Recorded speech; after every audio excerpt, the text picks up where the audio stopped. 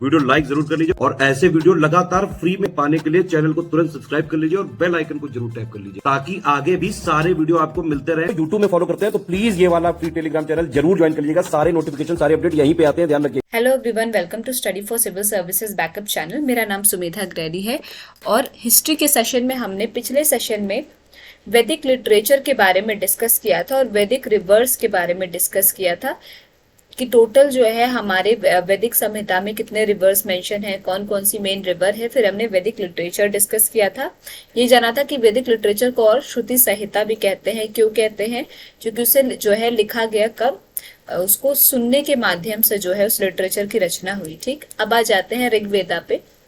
ऋग्वेद को पढ़ेंगे तो ऋग्वेद क्या है? हमारी ओल्डेस्ट टेक्स्ट है। क्या है? हमारी ओल्डेस्ट टेक्स्ट है ऋग्वेद। आर्यंस की, किसकी? आर्यंस की जो है ओल्डेस्ट टेक्स्ट है। कभी कभी केवल ओल्डेस्ट टेक्स्ट पूछ लेता है, तब भी जो है ऋग्वेद ही आपका ऑप्शन, मतलब आपका जवाब होना चाहिए। फिर ऋका, ऋका का मतलब क्या होता है? कॉम्पोजिशन या वर्स। क्या होता है ऋका का मतलब? कॉम्पोजिशन या verse. The suktas of the Rigveda are emotion filled songs praising various deities. अब शुक्त, जो ऋग्वेद में शुक्त हैं, वो सारे शुक्त होते क्या हैं? वो क्या है?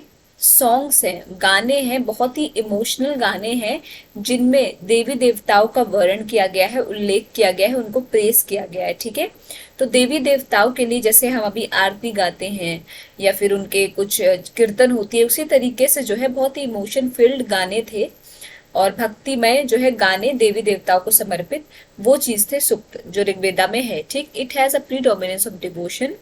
Although there are other types of sukta in the Rigvedas, the sources of praising the gods are predominant. अब ऐसा नहीं है कि केवल और केवल जो है ऐसे गानों से ही पूरी सुक्त है। सुक्त और भी कई चीजों सोर्सेस से है, पर ये गॉड को, भगवान को प्रेस करने गाने के थ्रू या फिर इमोशनफुल सॉन्ग्स के थ्रू, ये ज्यादातर उसमें प्रीडोमिनेंट है। ज्यादातर यही सुक्त का सुक्त में है। ठीक, the Rigveda is probably composed in Sapta Sindhava reason. अब क्या रीग्वेदा कहाँ पे कंपोज किया गया?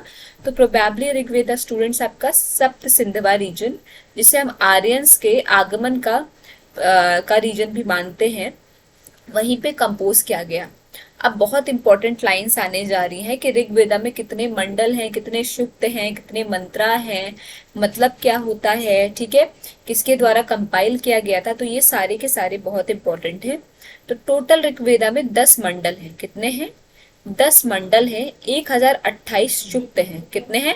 1028, 1028 शुक्त हैं और 10,580 क्या है?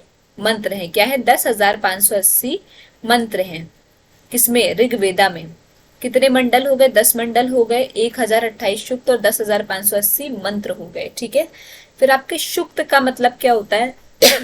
जो आपके 1028 प्रेजेंट है ऋग्वेदा में, उस सुक्त का मतलब क्या होता है? उसका मतलब होता है गुड एक्सप्रेशन, अच्छी भावनाएं। ठीक है, each शुक्त can contain 3 to 100 mantras. अब एक शुक्त में जो है कितने मंत्र हो सकते हैं? लगभग मिनिमम 3 और 3 से लेके मैक्सिमम 100 तक मंत्र हो सकते हैं एक अकेले शुक्त में। ठीक है, अब जो वेद हम पढ़ते हैं, ऋग्वेद हो गया और सारे वेद हो गए, ये कंपाइल्ड किसने किया था? ठीक है, किसके द्वारा कंपाइल किया गया? मेजर इंपॉर्टेंट ये लाइन है। तो महर्षि कृष्ण द्वैपायना, क्या नाम था इनका?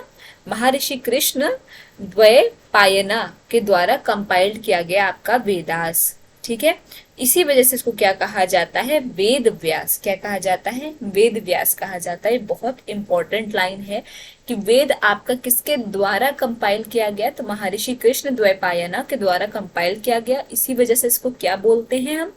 इसी वजह से हम इसको वेद व्यास बोलते हैं। मतलब उनका जो नाम है, उन्होंने वेद की कंपाइलेशन की, इस वजह से हम महर्षि कृष्ण द्वैपायना को वेद व्यास भी बोलते हैं। क्या बोलते हैं? वेद व्यास। ठीक है, तो टोटल कितने मंडल हैं? 10 मंडल हैं। ऋग्वेद आपकी आर्यंस की ओल्डेस्ट टेक्स्ट है, जिसमें ऋका का मतलब क्या हो गया है? कॉम्पोजिशन या वर्स। ये कहाँ से, मतलब उम्मीद लगाई जाती है या ये कहा जाता है कि कहाँ से कंपोज किया गया? तो जहां से आर्यंस का आगमन हम एक तरीके से अनुमान लगाते हैं कि सप्त सिंधवा रीजन से आर्यंस आए थे, तो वहीं से आपका ऋग्वेद का कॉम्पोजिशन हुआ है। ठीक है, बेसिकली इसमें जो सूक्त है वो किसको डिनोटेड है, वो बहुत इमोशनल गाने हैं, जो एक तरीके से भक्तिमय गाने हैं, जो देवताओं को, वेदियस बहुत सारे डिटीज को, देवी देवताओं को समर्पित हैं, उनके लिए गाए जाते हैं। इसमें टोटल 10 मंडल है, 1028 सूक्त, जिसका मतलब क्या होता है, गुड एक्सप्रेशन, और 10,580 मंत्र। अब हर एक सूक्त में कितने मंत्र हैं, मिनिमम 3 से लेके मैक्सिमम 100 तक। और जिन्होंने वेद को कंपाइल किया उनका नाम क्या है, उनका नाम महर्षि कृष्णदेव द्वैपायना है। और क्योंकि उन्होंने वेद को कंपाइल किया, इस वजह से उनको वेद व्यास भी कहते हैं। ठीक है, क्या कहते हैं, वेद व्यास। महाभारत जो हमारी बहुत एपिक है, one of the epics, Ramayana और महाभारत है ये 2 एपिक, उसमें से महाभारत जो लिखी है वो वेद व्यास जी ने ही लिखी है, उनके द्वारा ही कंपाइल्ड है या रचित है। ठीक है, आगे हम उसको आगे के लेक्चर्स में पढ़ेंगे भी। आज का सेशन यहाँ पे एंड करता है। आई होप आपको समझ में आएगा। कोई भी डाउट हो स्टूडेंट्स तो प्लीज कमेंट सेक्शन में कमेंट करके जरूर बताइएगा। और अभी तक अगर आपने चैनल को लाइक शेयर सब्सक्राइब नहीं किया है तो प्लीज कीजिए, और बेल बटन को प्रेस करना ना भूलिए। Thank you so much for watching.